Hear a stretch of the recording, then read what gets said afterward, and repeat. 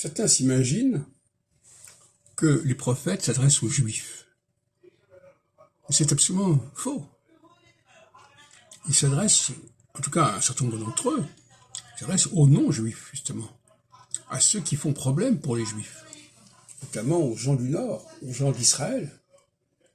Donc, croire que les attaques des prophètes, qui étaient eux-mêmes juifs d'ailleurs, étaient destinées à leur propre peuple, est une erreur grossière.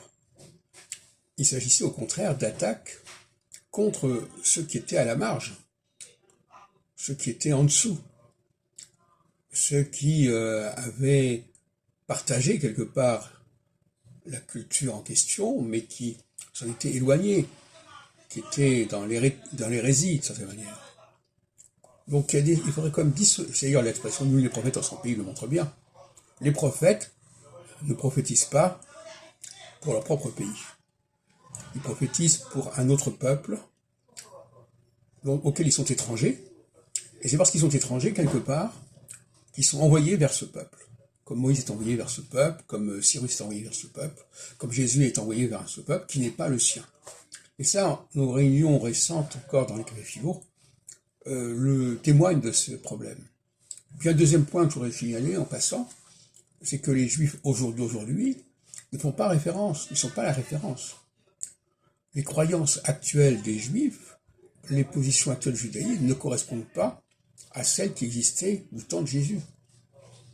Et certains croient comme ça qu'ils peuvent se contenter d'observer ce qui se dit au niveau de la surconscience de nos jours pour comprendre ce qui a pu se produire dans la diachronie, dans la genèse des sociétés, des cultures.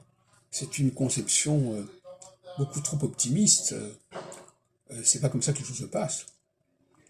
C'est même, par exemple, le mot Israël, par exemple, est employé dans le Talmud, dans un sens qui touche aux Juifs. Mais c'est un emploi qui est très tardif. La fameuse expression « Ein, Mazal et Israël », que j'ai largement commenté dans mon ouvrage « Le monde juif et l'astrologie », montre qu'à cette époque-là, il y avait une certaine confusion.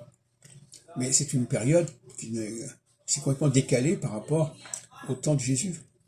Quand Jésus dit qu'il est venu pour la maison, pour les brebis perdues de la maison d'Israël, eh bien, il ne parle pas des Juifs.